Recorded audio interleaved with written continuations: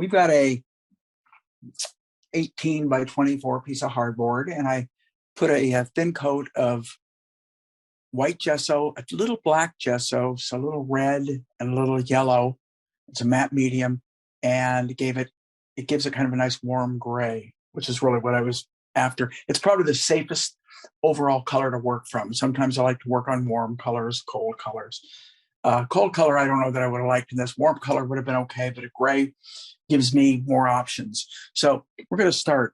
This is a character, and I think I did a similar character probably, I don't know, 60 weeks ago, if not longer, standing.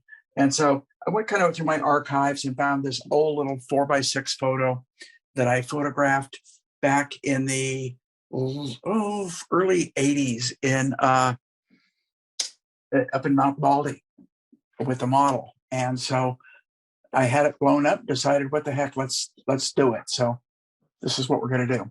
So what we're going to do is we're going to find kind of this spot right about in here, which is going to be right about here. And we're going to look at the angle. And the angle of his back tends to be that, which is kind of like this. And then his hat, we're going to want it maybe approximately here. And I'm going to get a little bit more terp into my paint, and we're going to start in, I don't like the brush I was drawing with. I'm going to get a little bit of a different brush. Let me get one of my,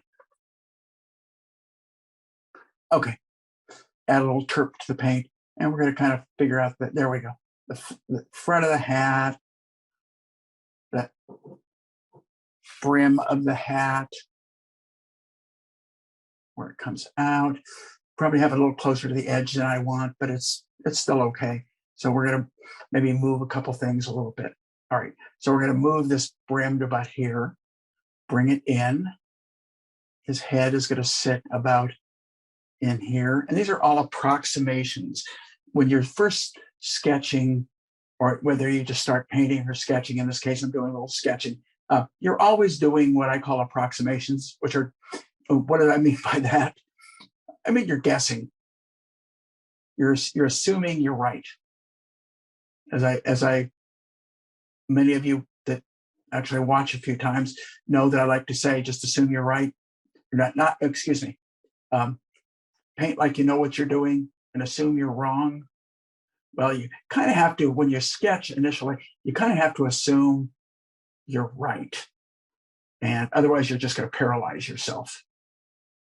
So I'm just assuming that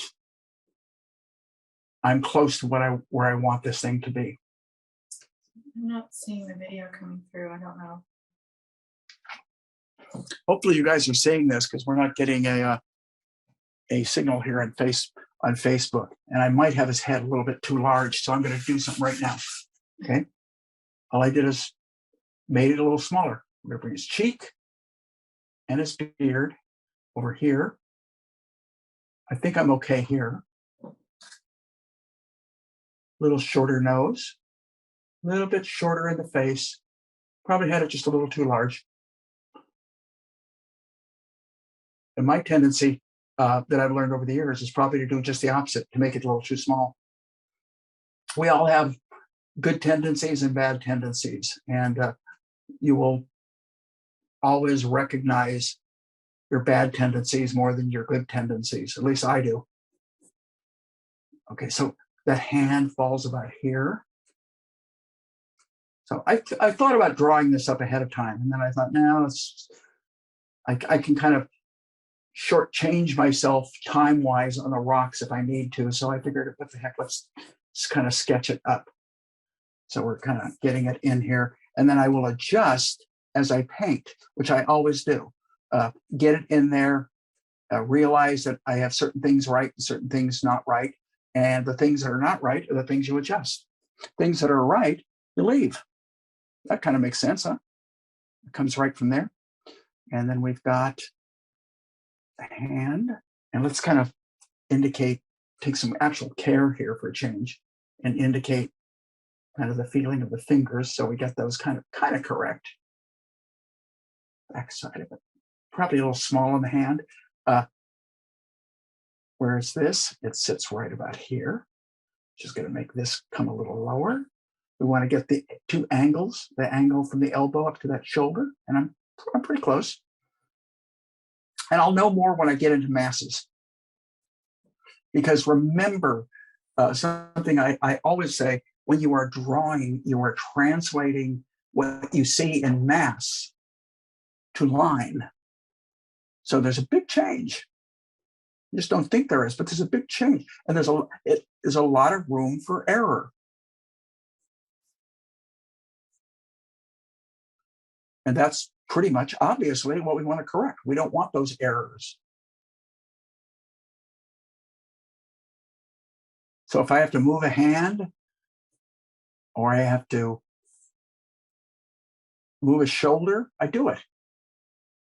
Don't feel, now if you're going to do a studio painting, you're going to spend hours and hours. That's a different story, you guys. But in doing these, I painted this guy on location too. So granted, I painted him in acrylics on location, but I did paint him on location.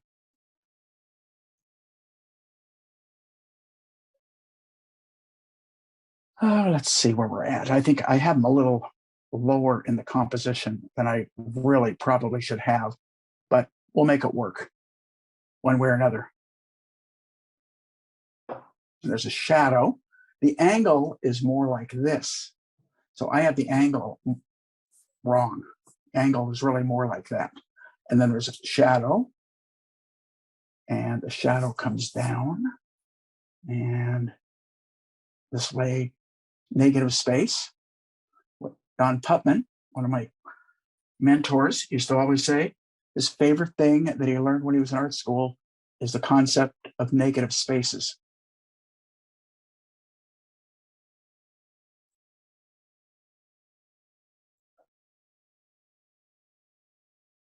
We're going to fit him on. Good. I was kind of worried about that for a second.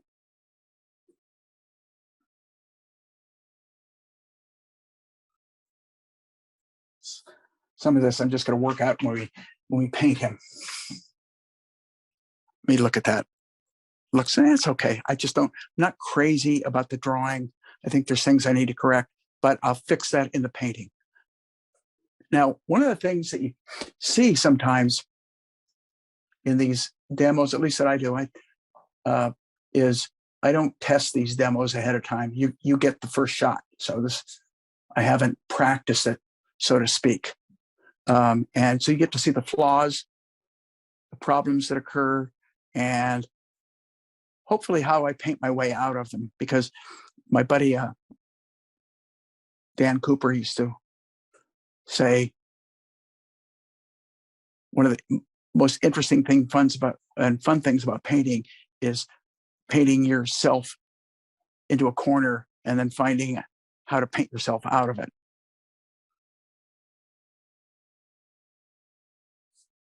So I got him a little low in the composition.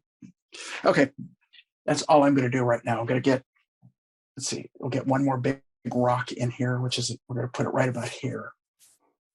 And the rest of the stuff we're just going to paint. Now I'm going to start with one of these because I need to really move quick.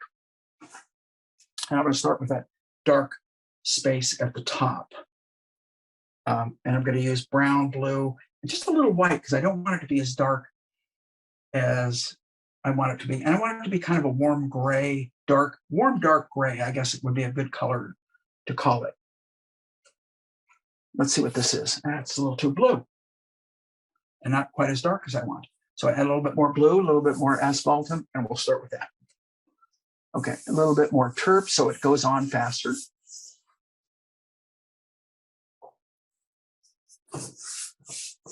And I might raise him just a touch as I paint.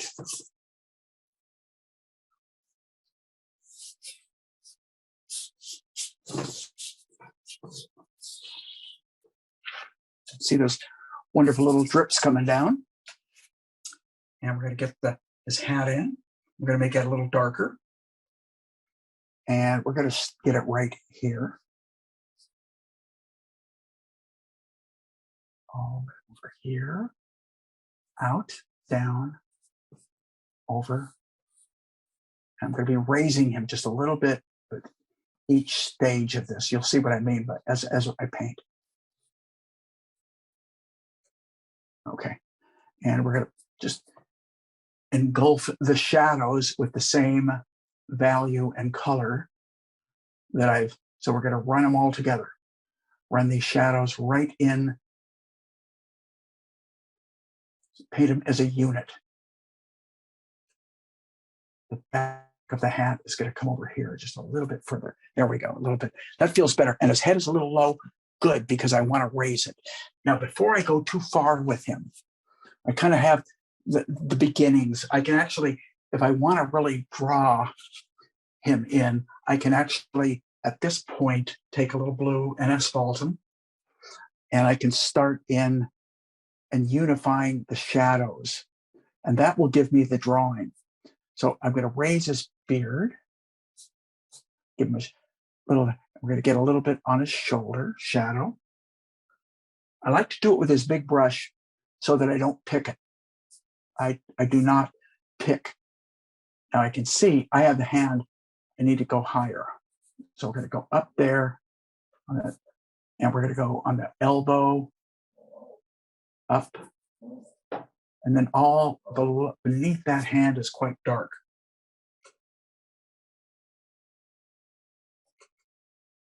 And we're going beneath the hand, shadow on the vest. Any shadow, I'd rather have the vest a little too dark, have to paint lights back into it. So that's what we've got. Bring that hat down just a little bit. Now, back on his shoulder, a little bit on the bluer side. You know, I might change the color of his shirt too. Just thinking of making it maybe more of a red shirt. I don't know. Some of that's going to come down to how much time I feel like I have as I progress on this piece. If I have more time, I can take more chances.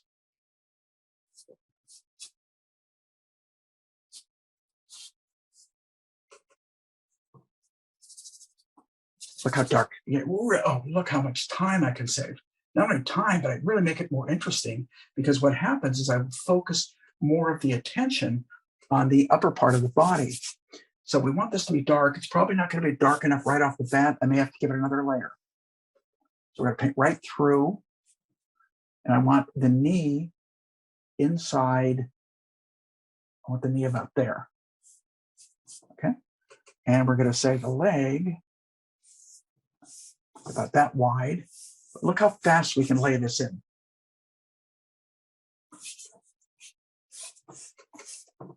And boy, you can really check your drawing.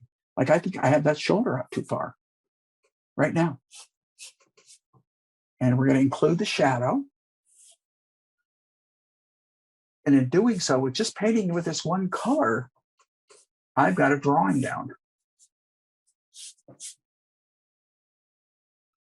And I've gone from line to mass, which is how I see things. It's easier to judge. As I've said, it's easier to judge when you judge mass to mass than you judging mass to line. So you can really double check your drawing a lot better. You can look at the negative space. It's too big. It needs to be. The cuff is about here, which is going to make the boot start about here, come down to about this point. About this angle. Is that about right? Yeah. Just make it approximate. We'll correct it.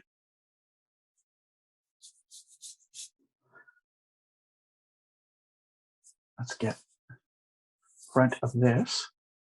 Down his boot. Maybe a little bit higher on that boot. A little bit higher. I'm going to try it a little bit higher. So I'm standing back now just to look at my drawing. Looks okay. Looks like he could lean a little more like this. So that can happen. All right. So let's kind of leave this part of it alone for a little bit. Let's worry about the background. So we have the whole thing coming together as a unit. All right. So let's look at kind of those rocks. And the darks in the rocks are nowhere near as dark. There are variations. There might be 3-4 different values of darks in the rocks, but none of it comes even close to the darks in the figure or the darks up above. So I mixed up. Let's see what color this is. It's a little bluer than I want, so I'm going to mix a little cat orange into it. And we're just going to start pushing the feeling of the busyness. And I use that term a lot when I talk about indications such as in plein air. You deal with busyness. You don't always deal with the exactness of something like a mass of rocks. You deal with the fact that it's a little darker right next to his beard. Picked up too much blue. Let's pick up a little bit more earth tone. There we go. Not making it as black. Going back to my basics. I'm going to go down in here around his elbow. If you don't know, just paint too much. All right? Because you can go back over it 2 or 3 times anyway. And each time you go over it, you can be a little bit more accurate if you want. Your first go around, just get it in there. Just guess. Pretend like you know what the heck what you're doing.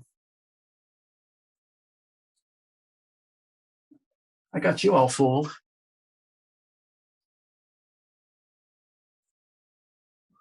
No, actually, I shouldn't say that because I actually do know what I'm doing.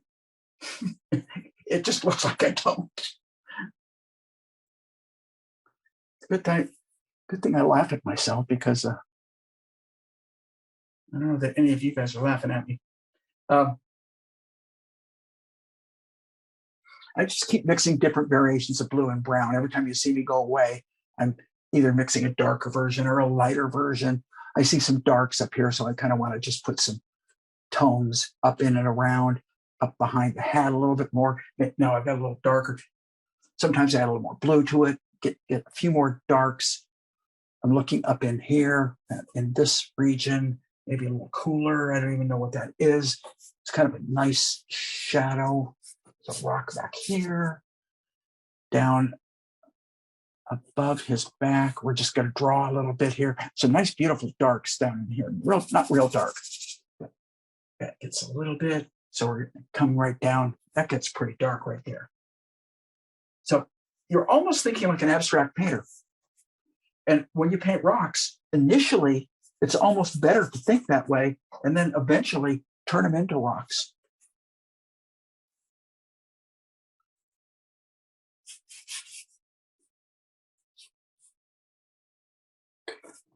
Below this rock, a nice dark shadow. Boom, boom, boom.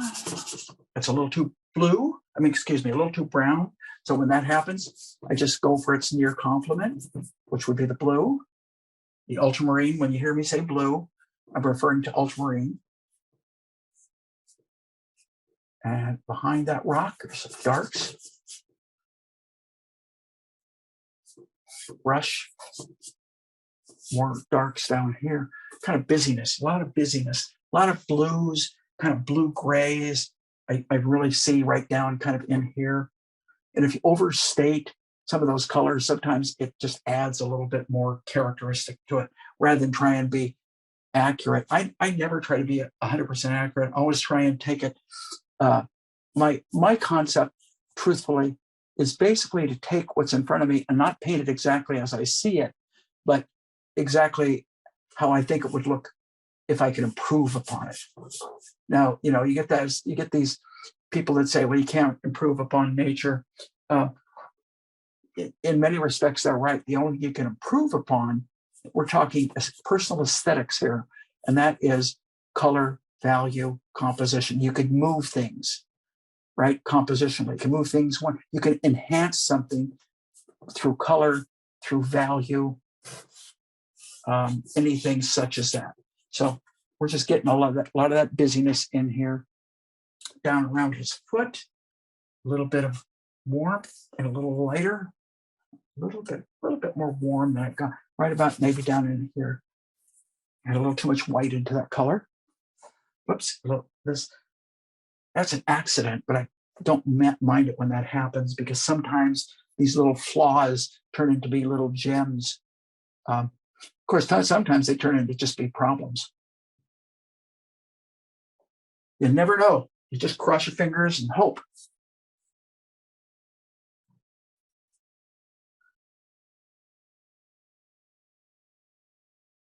Okay, so we're going to leave it at that for a second. I'm going to put as kind of a placeholder. I'm going to get that, the pan, this gold pan is right here.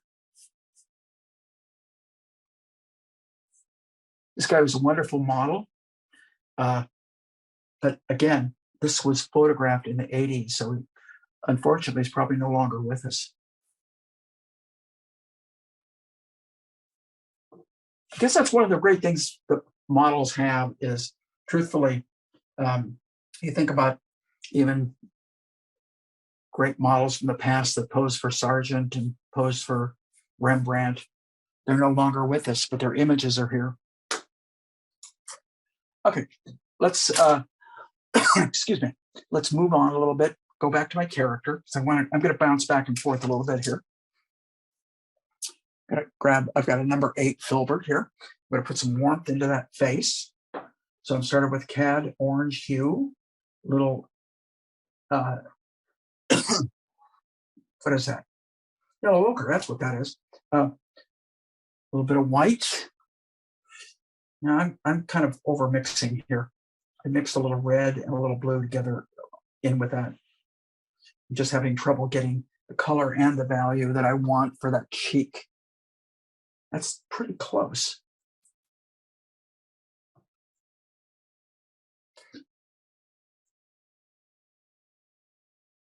I'm going to warm it up more with the orange, the other cheek, which is going to just dip in there.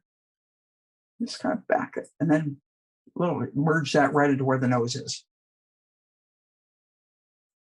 Big old clumsy brush.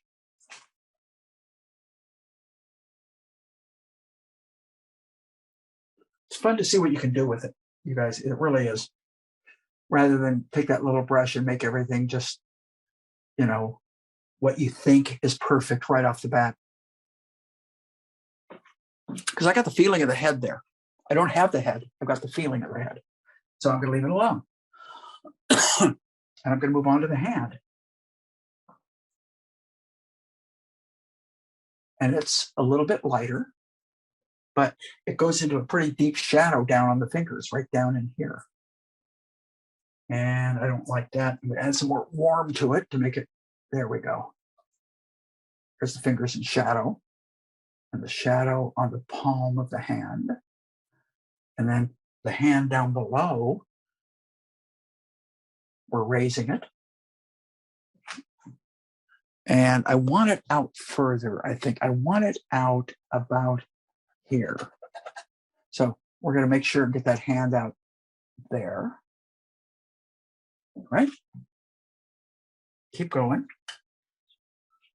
And the back of that hand, the back of the palm, is warmer and darker than the hand up above. Whoop, didn't hit it. Too orange, added more alizarin, a little bit more brown to it. Feels a little better.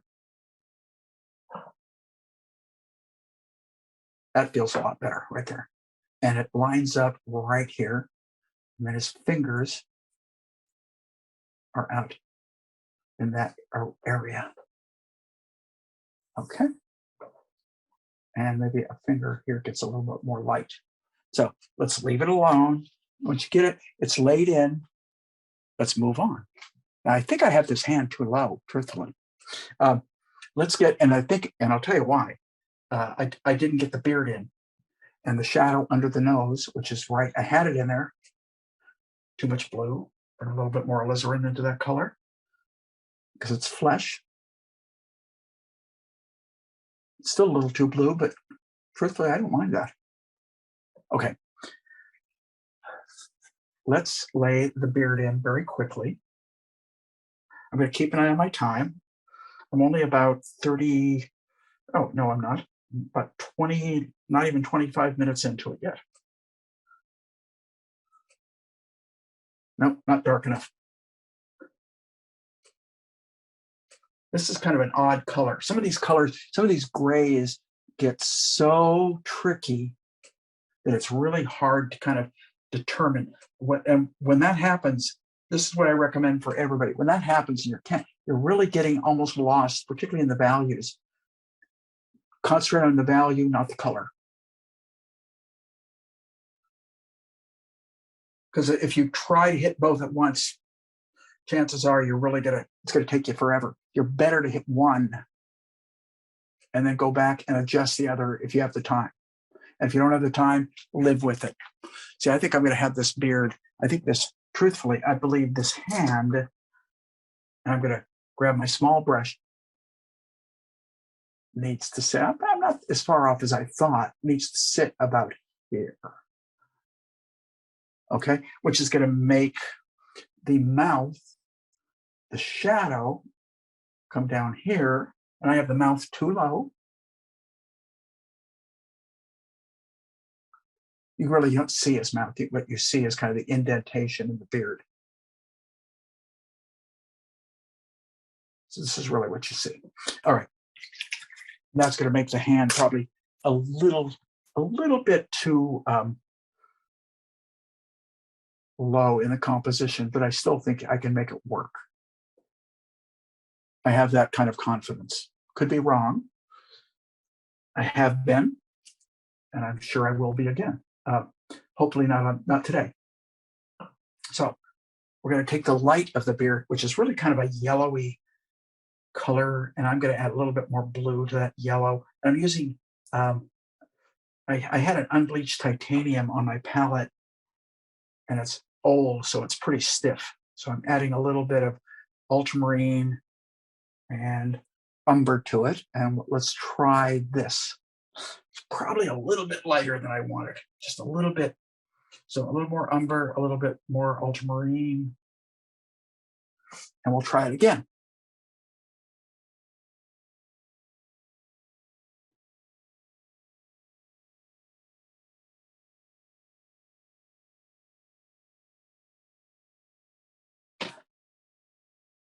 I think I got the color right, or at least I got the value right.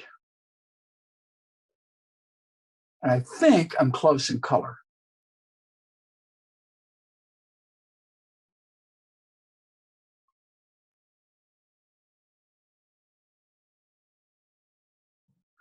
And I'm going to go, I got to pick up a smaller brush for a second here.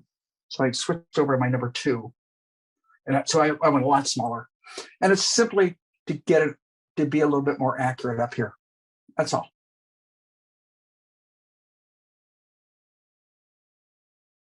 And on the other side, it's going to take a little bit more accuracy right there. And don't like that. Don't like the edge. That edge is much better. Thank God for fingers, huh?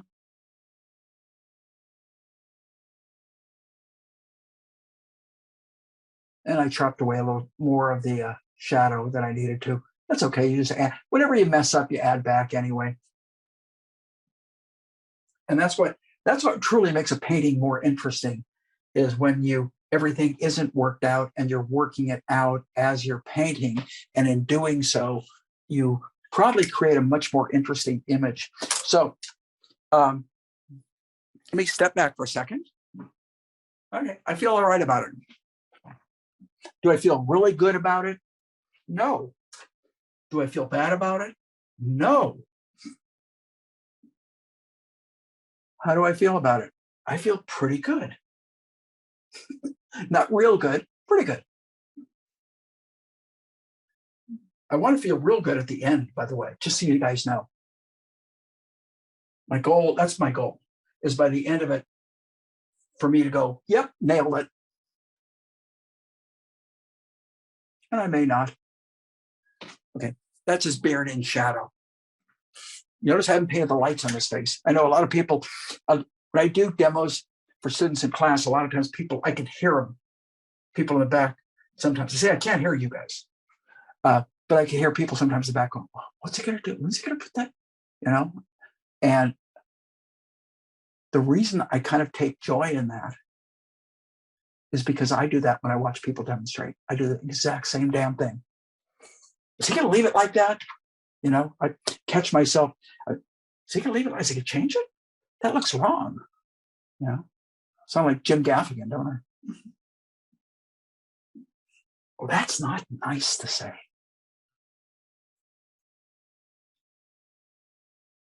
Chris Turner says you're cracking him up.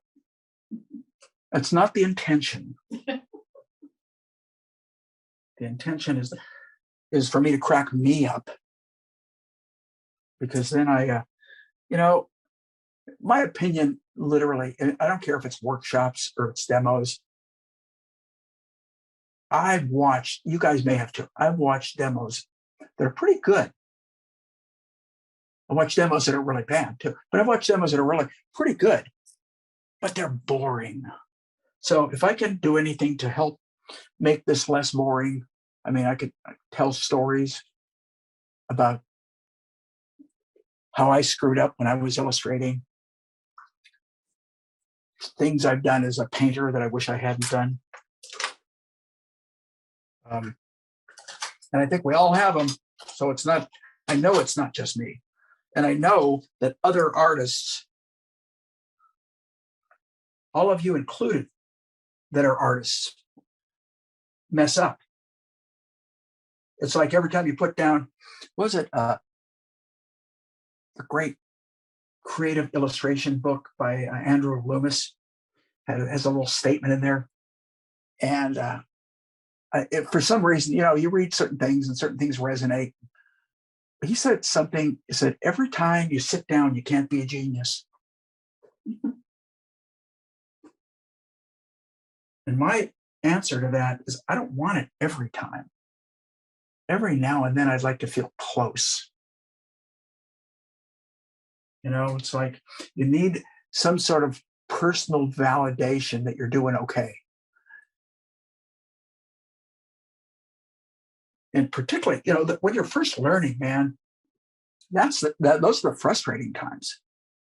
I mean, not that frustration ever leaves you, but you really, when I was learning, I'd go into class, I watched Don Putman do a demonstration, I'd be in head painting class, and I would Reynold Brown do something, and go, you know what?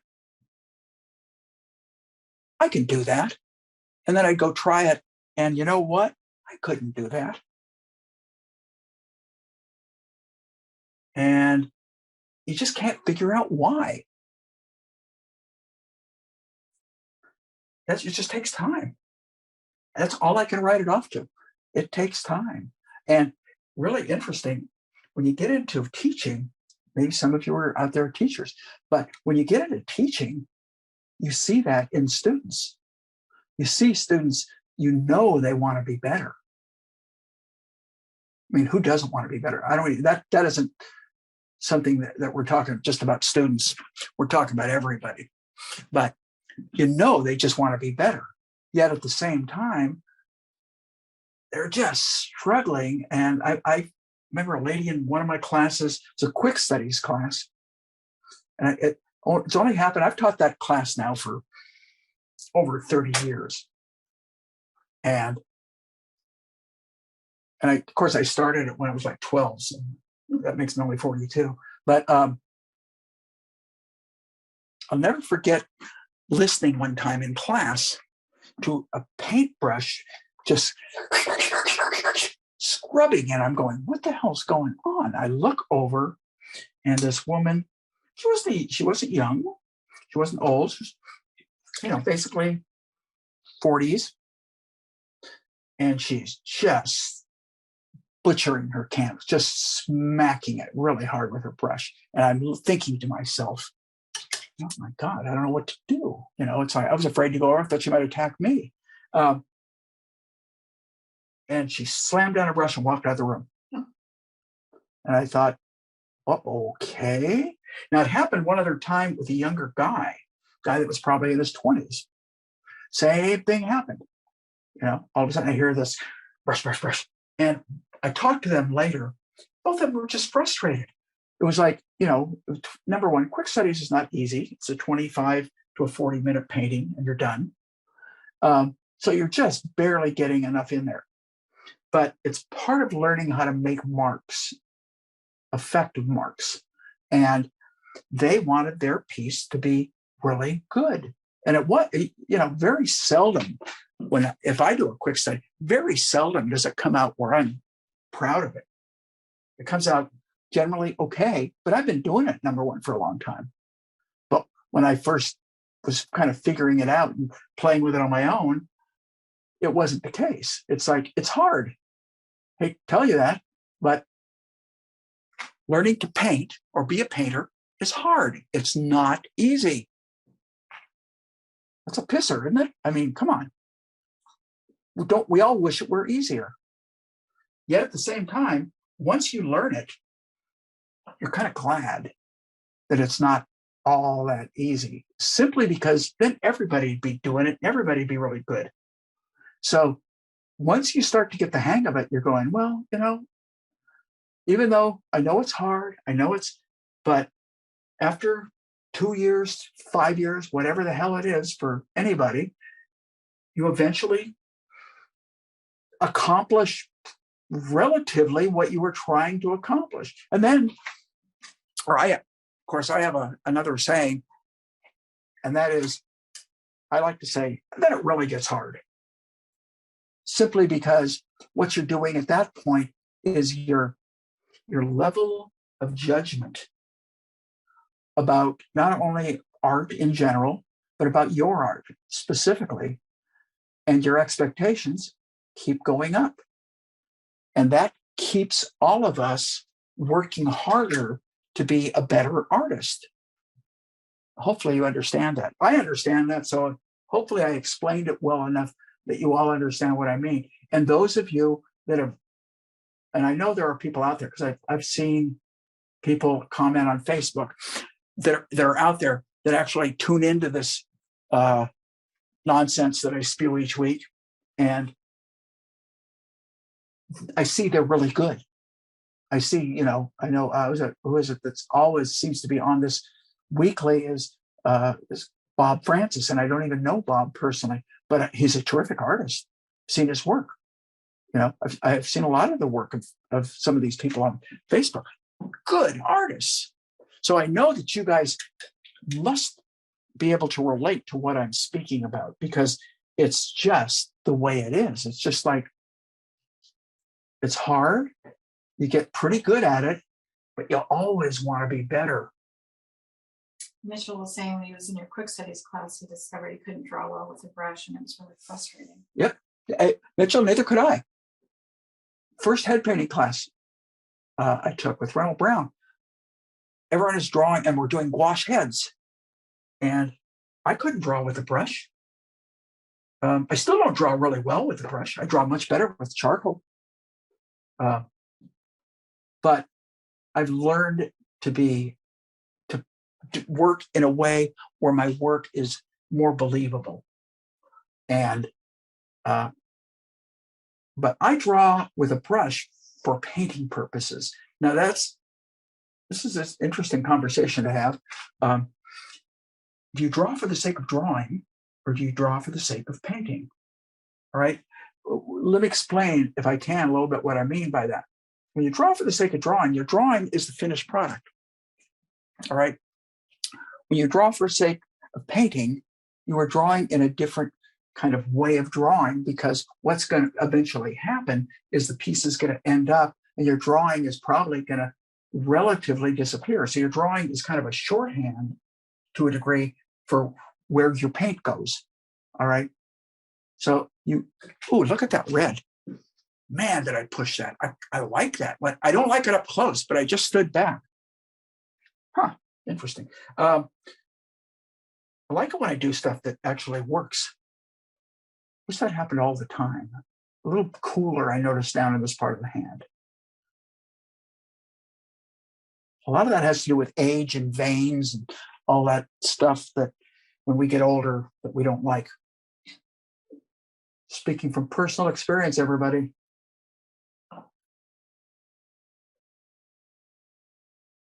Okay. I don't want to dwell on that damn face. I can feel myself picking too much.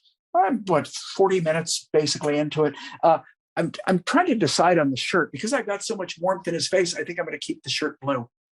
I was originally thinking of making it reddish, but simply because of the amount of warmth I'm pouring into his face, I don't want to compete.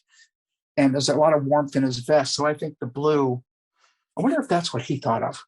And he was, I doubt it if he put together his outfit and went, I got too much warm in my face. I think I'm going to wear a blue shirt. I do that. But I'm one of these aesthetic nuts. So right now, there's the blue. What did I use? I used a little ultramarine. And it's got a plaid. I love indicating that kind of stuff. It's fun to indicate because you can get by not being really accurate and still make it look pretty good. I'll try. Hopefully we'll do that. I mean, what I just stated, I'm going to try to do. No guarantees, guys. And for those of you that watch weekly, there's never any guarantees in what I do here. It's not like this isn't edited. So I try not to curse too much. But that isn't the thing. I can't take and a bad painting and say, well, I'll work on it a little bit more and we'll just edit that part out. And we'll kind of, well, we don't do that. That's why we call it live painting. You get to see the flaws.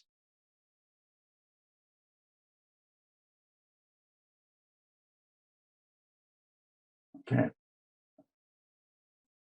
little darker, not much, but a little darker. We're going to kind of indicate that indentations, but we don't want to draw them like lines. So I never put it pretty much. See, that's too strong. Okay, those are all too strong, but they're in there in the right place. So I can paint back through them. So I'm going to do the same thing in the lower hand. And then I'm going to switch off and we're going to move into the background for a little bit. And then we'll come back into him. 1.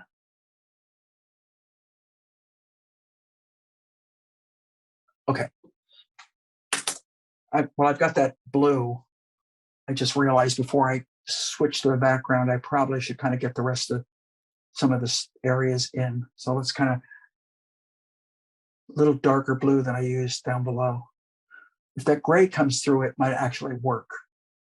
Gray is pretty much the same value as some of the lights in the plaid.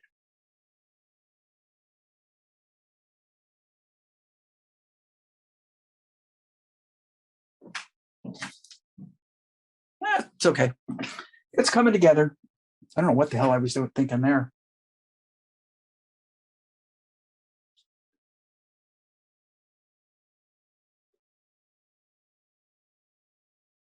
Okay, let's see what we can do about that I just said. I don't know what I was thinking about. The shadow from his hand extends down on the handle of the pick. And let's get the front of that leg in, and let's get the top of that pick. We want to make sure it feels like it goes through, so we want continuity. I usually refer to that. Goes up, over, up this way, eventually disappears, and we'll make that work, okay? So it kind of is right now.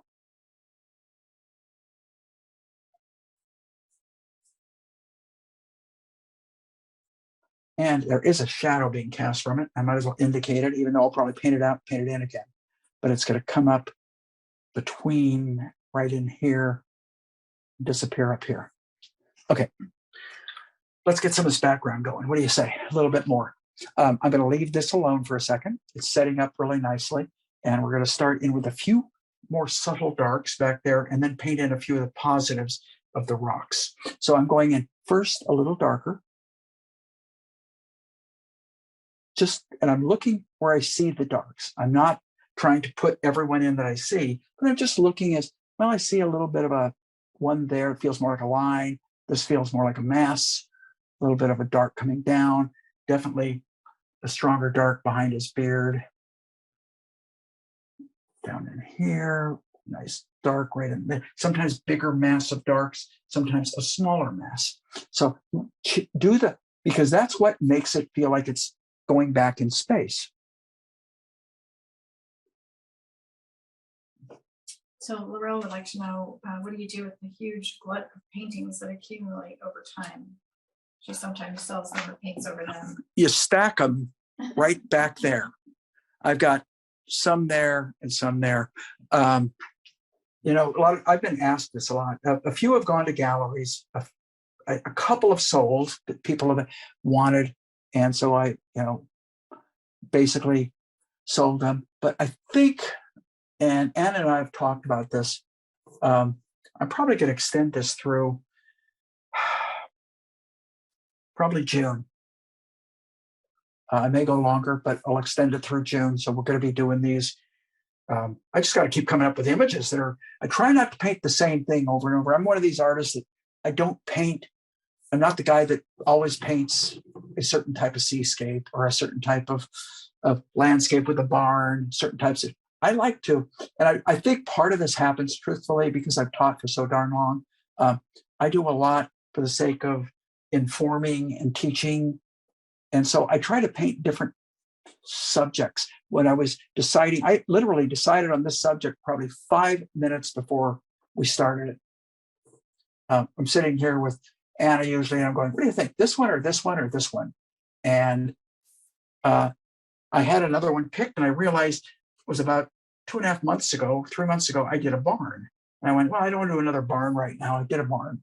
So a lot of times this is a last minute decision that comes from remembering what I did before and trying not to do too many exact repeats. So I know I painted this character. I don't know if it was exactly this guy. Probably, like I said, probably about 60 weeks ago. And it's probably somewhere in my barrage of paintings behind me. But to answer that question, what am I going to do? I think I'm going to eventually do an auction. And I'll auction these off. Maybe I haven't even decided. Depending on the piece, maybe starting them at $500, something like that. And see what happens. My galleries will always probably get the first, and they've taken, I know I have a few right now in Charleston. I think I have 1 or 2 in Santa Barbara. I know I have a couple in Healdsburg. So, it's some of the galleries have taken them, they've wanted them. And generally they pick for subject because they think a specific subject is the right for their gallery, which I think is probably the right way for them to think. But I got some good ones here. I got some I really like. I actually gave one in Healdsburg that I would have kept I think it was of a Sonoma County seascape. And I liked it quite a bit, but you can't keep your own paintings forever. And a lot of people do open studio. I don't do open studios anymore. I found it to be just a burden for me because I teach and I just don't have the time. So eventually we're going to do a studio sale. And not only of things, a lot of my studies that I've done in class over the years, some paintings that I've had around that, I felt like, I'm not going to put that in the gallery, but it's a good painting, but I'm not going to put that in the gallery. So eventually we're going to do that. I don't know when. Figure it out time-wise. Okay, I'm going to get into this background a little bit here, you guys. I'll try and keep giving you the information. I'm going to give a little form to some of that foreground rocks. But I've got to get enough of the background in so it feels complete so I can go back in on the guy and really finish him. Because the next time I go into him, I'm really going to hopefully finish.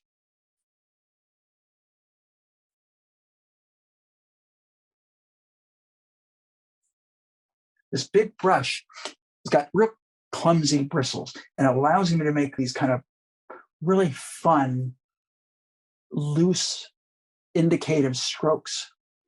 And I can twist the brush. I can push and use the entire and get a whole big glob, or I can just use the tip and just barely smack a little bit in there. So I can get a lot of play out of just the one brush.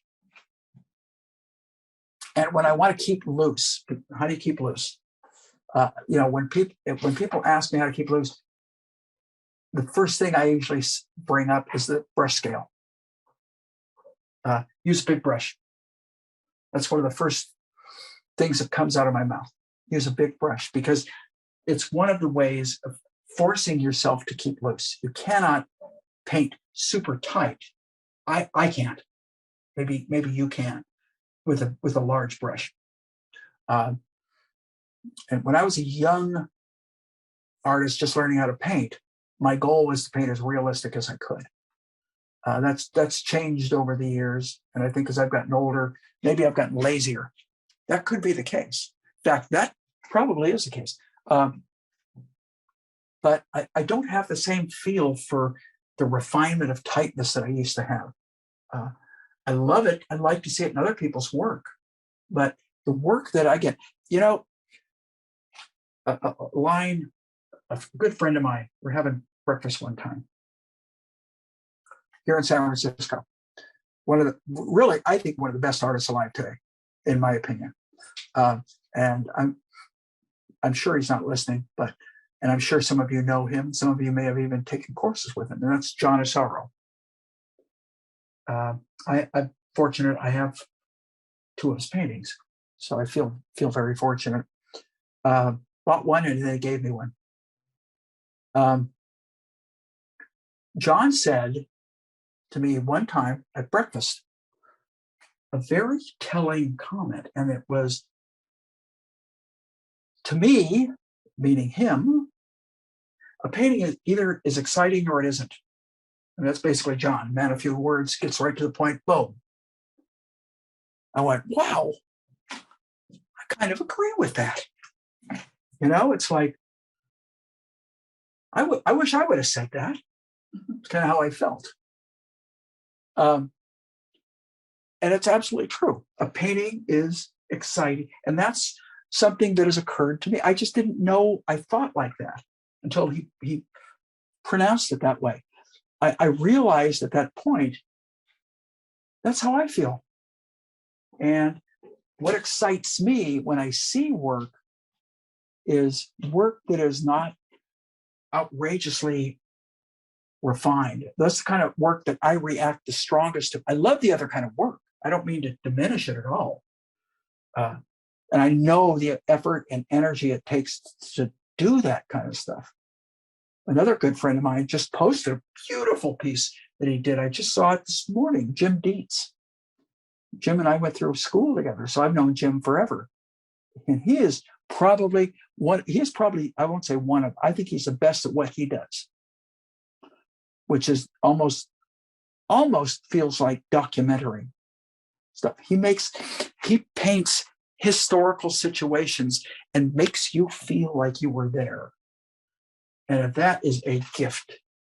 That is a true gift to be able to do that in a convincing fashion. And so everyone finds their calling, and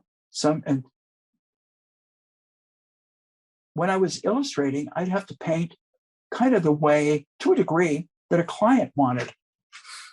And it's one of the things that drove me into painting, into fine art, is clients that couldn't make their mind up. And, I felt like, my God, can I ever be a really good artist with people telling me exactly how I have to paint? And the answer is no, just so you guys.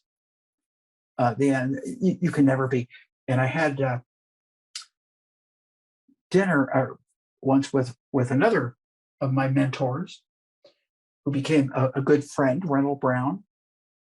And Reynolds said to me, because he always was interested in what I was doing illustration-wise, because he had been an illustrator, super successful illustrator, did Ben-Hur and a bunch of film posters, but a lot of monster things. He said to me, he says, you'll never be as good of an artist as you can be if you keep illustrating. So it's odd how all these quotes, I don't even know if Anna's heard some of these. I think I've told her that before, but it's odd how some of these quotes come back to you. And he was right. I figured at that particular point in my career, if I was going to stay illustrating, I was going to stay illustrating because illustrating was lucrative, and it was. Now, I do know artists, and I know one right now, I'm going to mention his name, who has defied that concept. And if you're listening, Bob Rodriguez, that's you. He's defied that concept. Bob has been able to make art with his illustrations. Very few people, I think, have been able to do that. But Bob can also produce some beautiful work of his own. I've seen his latest stuff. But, it's just amazing that there are individuals out there that can work as an illustrator and make their work feel like fine art. I wasn't one of them. Never was. Some of your Broadway posters. Huh? Some of your Neil Simon posters and things like that. Yeah, those are okay. And Neil Simon, Anna was mentioning I did a couple pieces for Neil Simon, but those were illustrations. They really were. They weren't me. I was still painting. They were looser and they were in oil. So in that regard, maybe they felt a little more fine arty, but whatever. It turns you into who you are. Or some of the Sam Adams scenes. What was that? I was just thinking of some of the Sam Adams scenes. The Sam Adams paintings were paintings. Mm-hmm. Those were painting. They wanted, when I did some work for Sam Adams, and it really wasn't, it was after I quit illustrating. And, my reps in New York wanted me to take this project. And I went, and Sam Adams wanted paintings, handcrafted beer. And so they wanted handcrafted art. They wanted original art. And they wanted it to look painterly. They still dictated content and things of that nature. So in that regard, it was illustration, but it was a great project. It was wonderful projects. I enjoyed them. You had more fun painting them. Yeah, I did. I had more fun painting them than I did other kinds of illustration. There's no question. And I think as I went into each one, the art director, what's his name? Was it Jim Waters? Anyway, he was great. He said, he said, keep it loose, make it look hand done. And so, and I wasn't used to hearing that as an illustrator. Scott Waters. Thank you. Terrific art director. One of my favorite guys to work with. There are a few movie guys I like working with too. Kevin Nolan was a lot of fun at Columbia Pictures. There were a lot of guys out there. Rod Dyer. Rod Dyer was more of an artist, art director. He had the, I think he still does. He had the heart of an artist. And there were other guys like that. I know Roger Carpenter has the heart of an artist.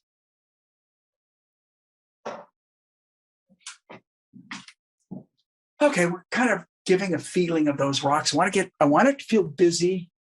I don't want it to feel picked at.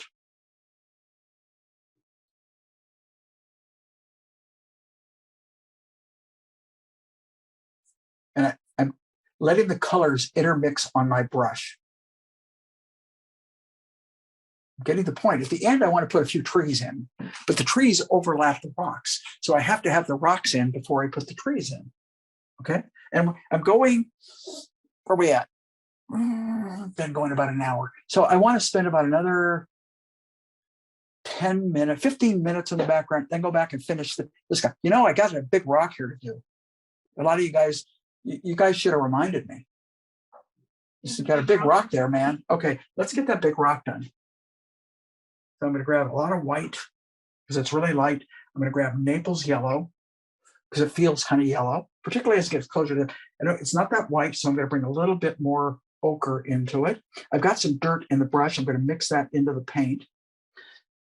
And we're going to start right here. Oh, close, huh? A little bit more blue, maybe.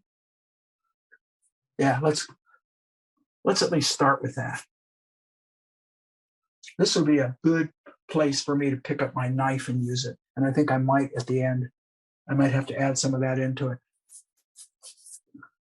It goes a little bluer and grayer in parts. So we're going to kind of, that's brown.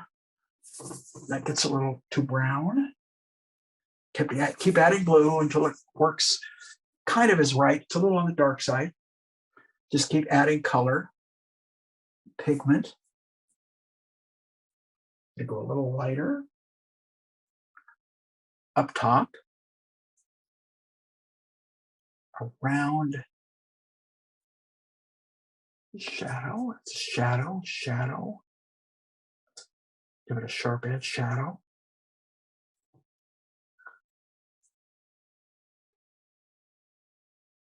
Okay, I'm really pushing up in the ferrule. I had a lot of what I call dirt, and I pushed that down just by kind of pushing hard on the brush. I don't want the edge to get too sharp up there. I see some red, really weird. I see some, so I brought some alizarin into the picture. Look at that, that's way off, huh? That's okay. Let it be part of the underpainting. Get some interesting colors going on in here. Don't make that rock as boring as a rock sounds like they are. They're generally not. If you look at them close enough, you can find colors in rocks. Interesting colors. That's almost a color background, huh?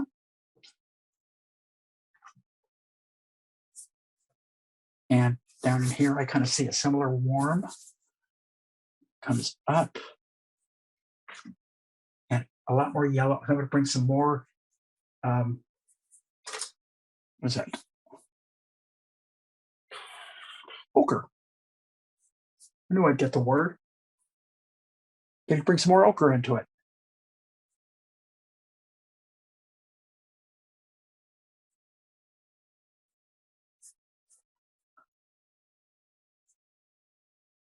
At the tip of that boot, I'm going to try and do some carving here. So I'm actually being careful. It's kind of an I shouldn't say an oxymoron. It's kind of a weird thing to say when you're painting with a big clumsy brush that you're trying to be careful, but I am. Yeah, how is that even possible? Yeah, but you see, watch, if I take this brush and I push, look what I get out of it. If I push, you see that? Or there? So take that, move it around a little bit to give that rock some texture. I kind of like some of the stuff that's going on. I think I need to get a little more refined at the very top, like right here. So I just grabbed more white.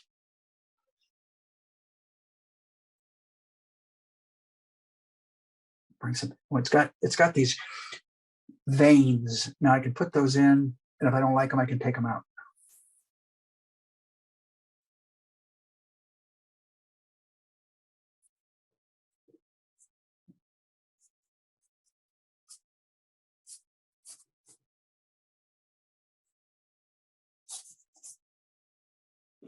I'm just playing with colors right now, you guys, until I can get it to where it feels pretty good.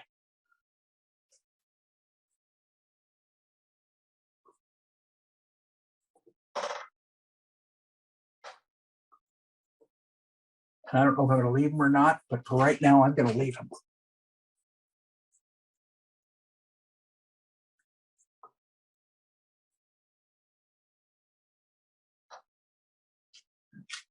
Okay, let's get the rock on the left.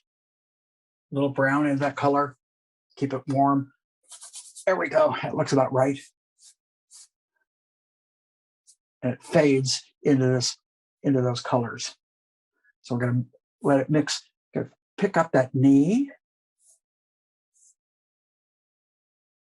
Kind of brush over some of those colors down there. We want it dark. Okay, so we're going to give the top of the rock there. I want to have enough time to go back into this guy, add some refinement to his face, to his shirt, and to his hands. Those are the three areas that I think need work.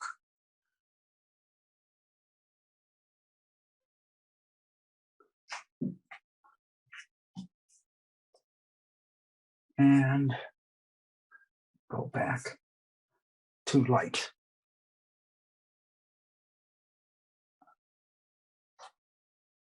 But the right width, yeah, about.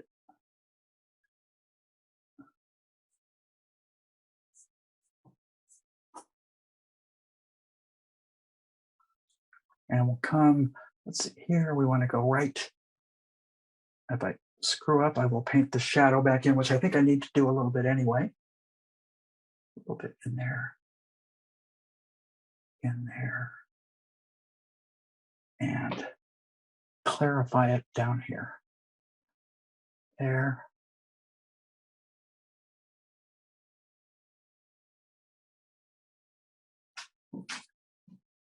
Okay, that's kind of working. Let's get these rocks back here. Get some more dirt out of my brush so I darken the color, dull it just a little bit. It's about right.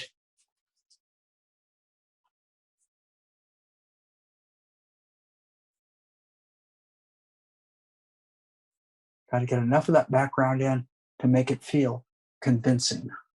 And I'm not there yet, just so you know.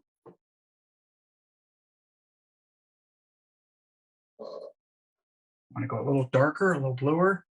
I'm watching my time carefully.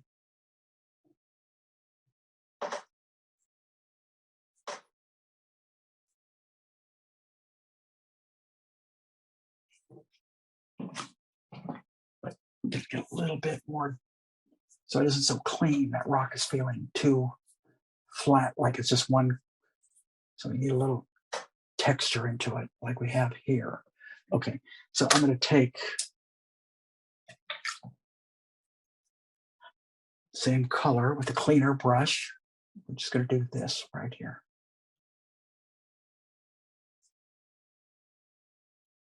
Okay. Let's finish off that, that handle. It's about right. A little bit more. A little bit here. And we want to go all the way down. We want to bring it from here and just run it all the way down there. So again.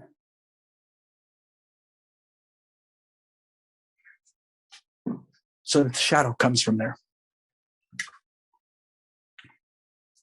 I could probably hit that edge one more time on that, just a little bit lighter. So I added, and we're just going to try and get just the edge this time.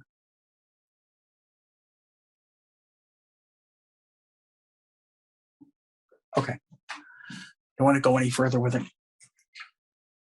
Certain things, you can't over refine everything too much, and you have to pick and choose what it is you're going to make more complete, more refined. So what I'm going to do now is do a little work.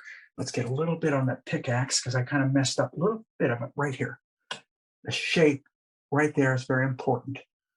And we read just a little bit of reflected light up here. Probably a little lighter than I want, but it helped. See a rock helping define that arm, and up around the hat a little bit more. That's better. Down there. Got that. Okay. So I think I could put a little tone in that boot. You know what I'm going to do? I'm going to mix up, first of all, the very dark color, because I do want to do a little bit of correction with that. The very dark, this. And one of the things we want to fix that, bring that down, the blue, and I'm going to use a little medium in it so it sits on top. And I want to define, come down here. And there was part of the shadow that bothered me. So I'm going to fix that right now. The shadow comes down here and then here. And we want to fix it right there.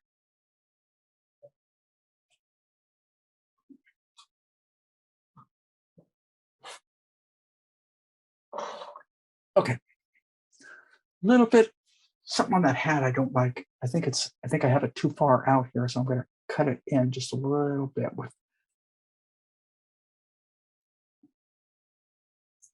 all these areas behind it. There we go. And the same with the hat up above. It's way too wide. So let's trim it down just a little bit. Okay. Sits better on his head. Let's go into his head, then his hands and his shirt. Okay. And then we'll get back into the background. His head first. Let's add some lights because I've held off on those. So this is pure Naples, and I'm going to see how this works all by itself. I'm going to use my little finger to rest right in the dry part of the hat. We're going to put a little bit of light on his nose.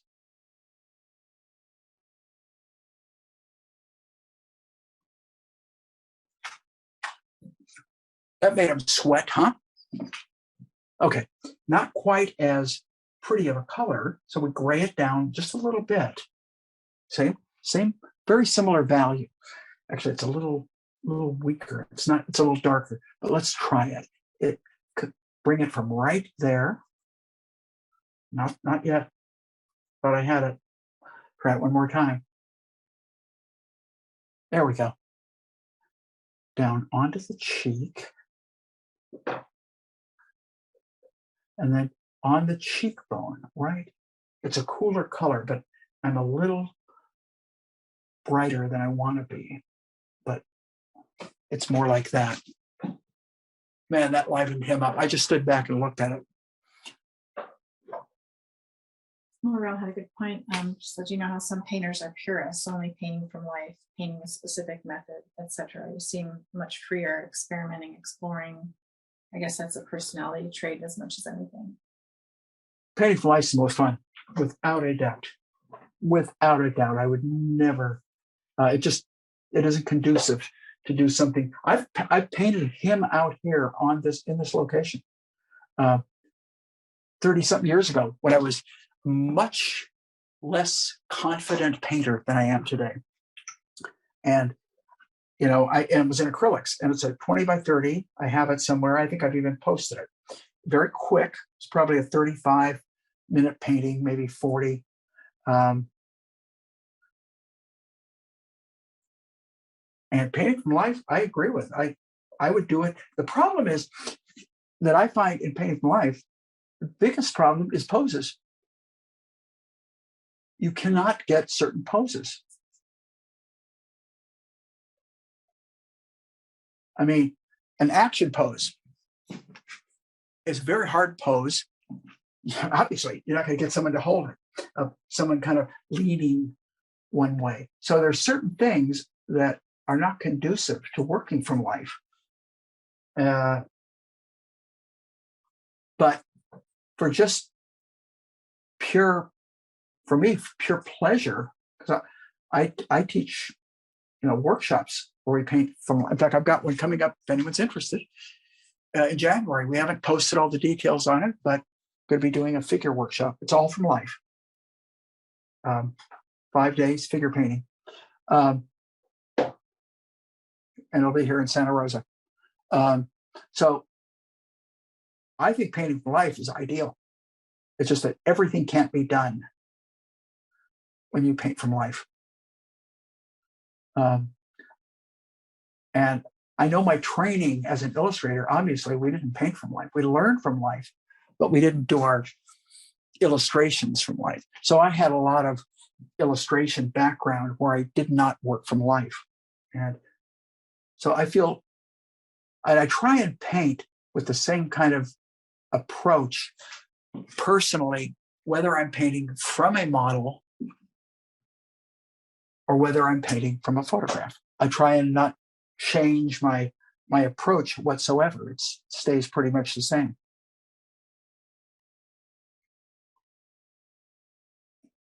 And the difference, we move into a studio painting, a finished studio painting. And I'm doing some of those right now. And Some of them take a long time. Some of them take a lot longer than, doing a location piece. The thing I like about painting on location, plein air particularly, is when I'm done, I'm done. I don't go back into those. Many artists go back into their plein air pieces. I don't. If I do, we're talking 10 minutes maximum. And it's just to adjust one thing. Because to me, there's an integrity to plein air painting. And it means it's alla prima, which means all at once. And it's done when you finish, when the light changes. When it's like painting from life in class, it's done when the model walks away. That's what I usually say. How do you know you're done? When the model gets up and walks away, you are done. But I've watched people take their cameras, take photos, and they continue to want to work on it because they want to make it feel like a finished studio painting. It's going to have a different quality. It's going to have a different characteristic. Embrace it. So now we're indicating the feeling of the plaid on that shirt by just indicating the few little lights.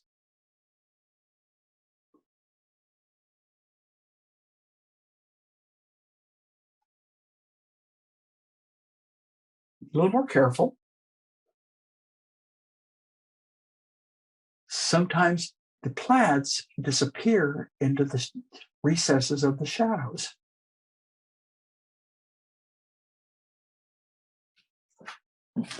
So if I stand back, it's pretty good. It's coming off.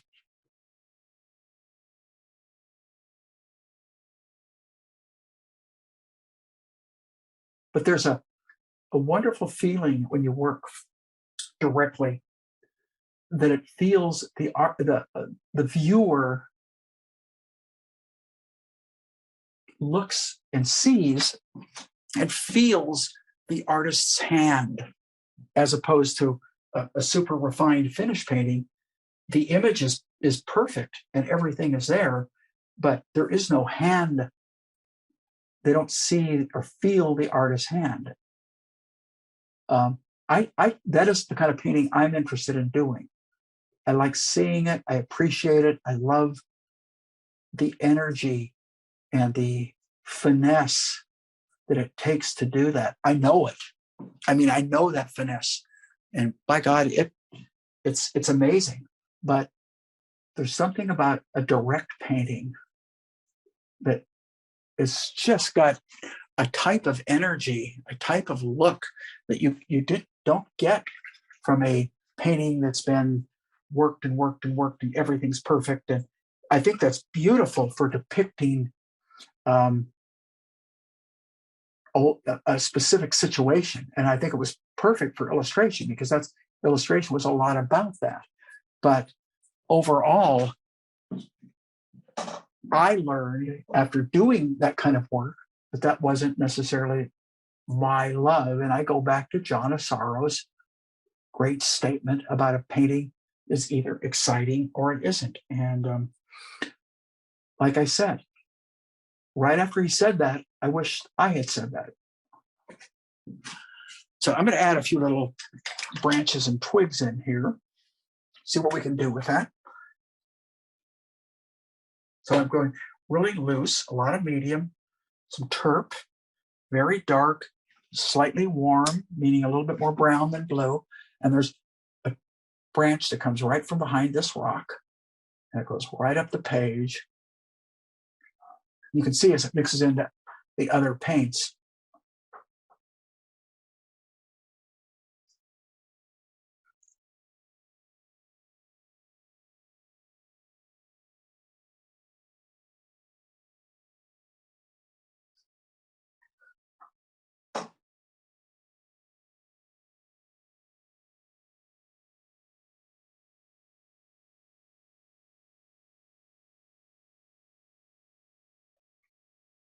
Got to make that come over it. And let's put a few more branches in there. Got to my paint was getting a little dry, a little bit thick and heavy-handed. There's also some lighter trees, stumps. That's about right. Huh. I didn't think it was. I thought it was going to be too dark. Back in here, it is a little too dark. Let me bring it out just a little bit more ochre into that color. There we go.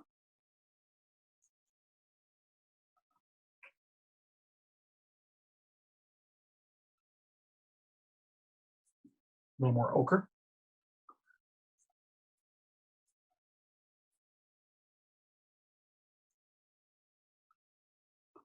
And we'll put a bigger tree right here.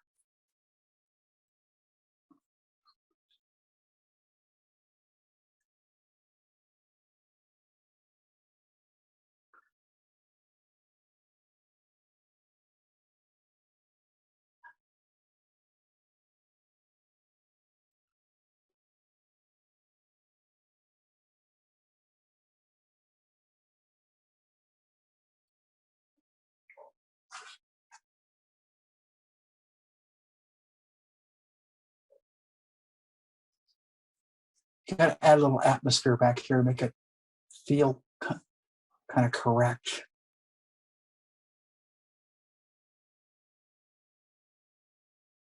Another little tree stump over here, maybe.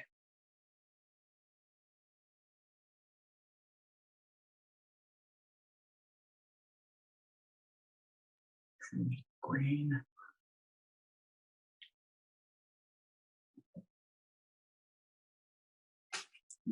Get away from it for a second. Yeah, it's feeling okay. Can never tell. You know, I'll always look at back these sometimes the next day and go, geez, I wish I would have done that. You know, I wish I would have done this. But I like to think, probably wrong, I like to think that a lot of our heroes, Sergeant, people like that, did that thing. They look back at it the next day and go, you know, God, why did I do that? We'll never know. We'll never know. Or did they do it and go, yep, that's great. We look at it and go, yep, that's great. But who knows how they felt? You know, it's just, I wish I knew. All right, I'm going to take a small flimsy brush, my little liner. I've got about 10 minutes. So we're going to add a few little wispy, because these make a different kind of mark than the stiff brush that I was using. I can be a lot more wiry with it.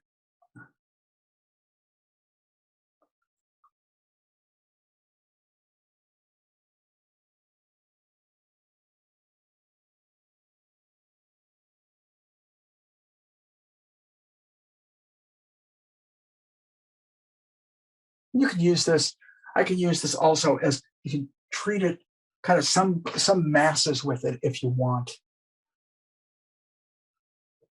When it gets, and it's stopping like that, I have to add more medium, meaning terp, because what's happening is it's just dragging into the paint and it's not laying paint down.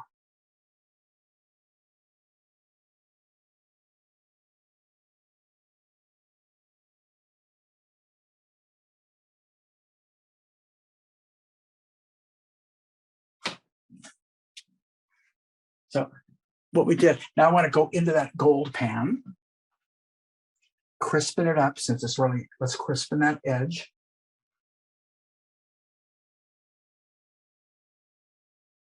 And that edge, and draw the pan a little bit more accurate now. And then we'll put a little bit of light on it, because it's a little bit of reflected light. And I want to, it is an important part of the picture. So I'm going to take a little bit of that warm, and we're going to do a little bit of the interior. Whoops, I bumped the camera. Probably looks better when it's shaking in a little bit out of focus, doesn't it? Maybe I bumped it on purpose. So that's the interior. And this has a little bit of a cool, weird reflected light. And this is really observing. This stuff, you guys, I know that there's no way you can see it on camera because it's so subtle.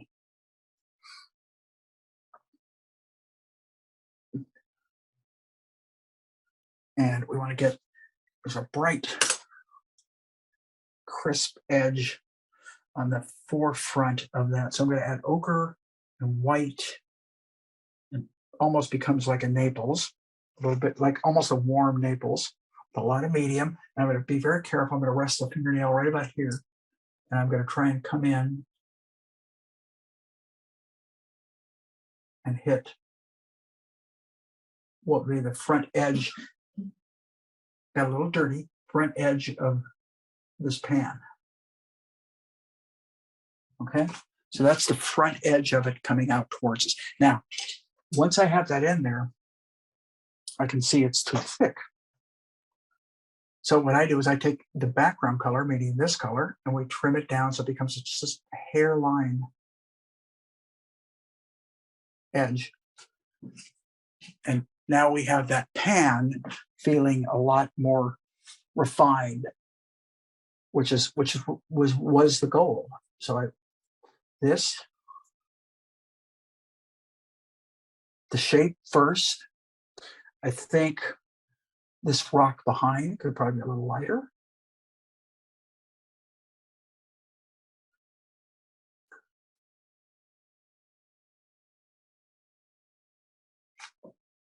Some of these rocks back in here, little tiny, little pieces behind that tree, which will help coming out on the other side of that tree. Even though it's not there, let's just do it. Because what that does is it brings it out up above the hat. I'm going to go a little higher right here.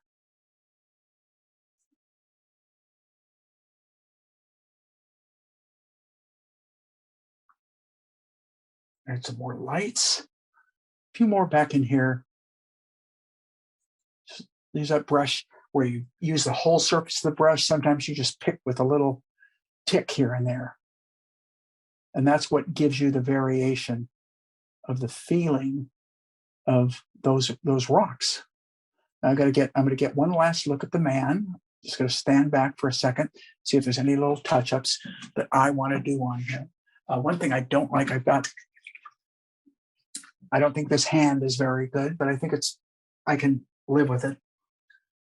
I think I need to kind of indicate a little bit more of the plane change from the knuckle to the finger. That helped a little bit. I see one other thing. What are we at here? Yeah, we're okay. A couple more minutes. The deep shadow, and we define those fingers. The first two fingers are getting lost in shadow, and the second two fingers we actually see in shadow. So I'm actually clarifying that with what I'm doing now. All right, the last thing I think I'm going to probably push a little bit is a little bit more on that beard. So Tom wants to know, is this the guy, old model from back in the day from your illustrating art center painting class? Yes, it is. He looks familiar. I think, and I could be wrong, this might not be the guy, but I think his name was Marshall Pomerly.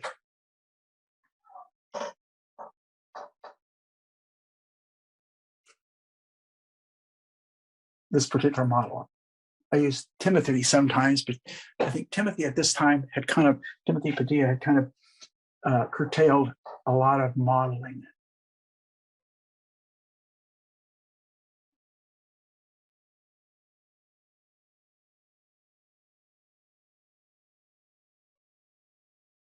Just to give a little more texture to the beard and get it to pop out a little bit more. Also, let's see if there's anything else. Let me think. I just kind of chew it up a little bit, make it a little bit more beard-like. You don't want to overwork it too much, but making a little bit more beard-like. Any little nuances, cools, browns that you can add into that beard, darks. working their way into the lights, shadow back on that part of the beard. Eye works pretty well. A lot of times I like to put a cool in the eyebrow when they've got a beard, particularly. Edge of the hat. This, I think I could probably help define with background rocks, kind of the edge of that hat. So he stands out a little bit more. I think this part probably angle more. And I think I got the character of the hat pretty good.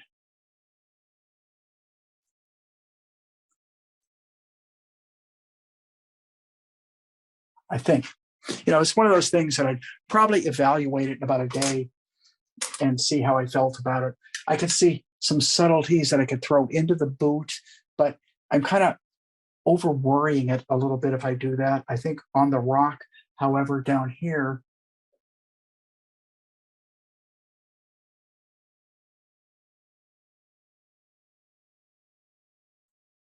I'll do a little bit more of that and go back into that shadow.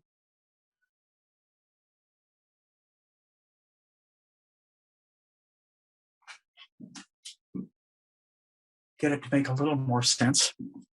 This, I don't like quite the shape of this, but I'm close. So we've just about got him. I think I want to define this arm more by lightening that rock behind it, because I'm losing a little more of that than I want to.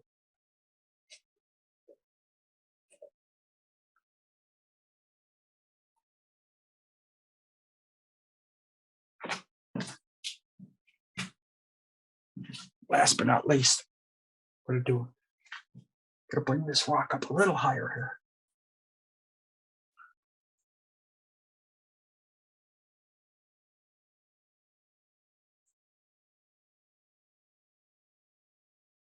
I didn't bring a knife in, on that. But if I wanted to just scuff it up a little bit, I can take the paint that's already there and just move it around and give it a kind of a more interesting look. You can add paint, or you can also use the paint you already have, which is what I'm doing there. Not going to do a lot more. Just going to kind of manipulate a few tones, a little bit of a textural feel. But all in all, I'm going to have to stand back. I think I could lighten up a few things in the background, but overall it works. Let's put it that way. So it worked great. It works good. I'm not going to say it works great. It's a painting right now that I feel like if I really wanted to complete not the refinement of the painting, but make it feel a little bit more finished, that I could probably put another hour into it and do so. However, I'm not. It's one of the paintings that I've done on these Friday sessions that is basically a 90 to 95 minute painting, and it's done at that point, and there's no sense in going back and trying to turn it into a painting that I would do if I were in my studio and just doing it like a studio piece. I want it to have the same kind of look and integrity that a lot of these Friday pieces have had, and let it fall where it will within the confines of the 90-minute format. And so that's it. That's our prospector. Hopefully you guys got something out of it. And I think I want to thank Mike and Anna and anybody else that watched. Okay. Have fun, paint, don't get frustrated. Thanks, everybody. Thanks, Mike.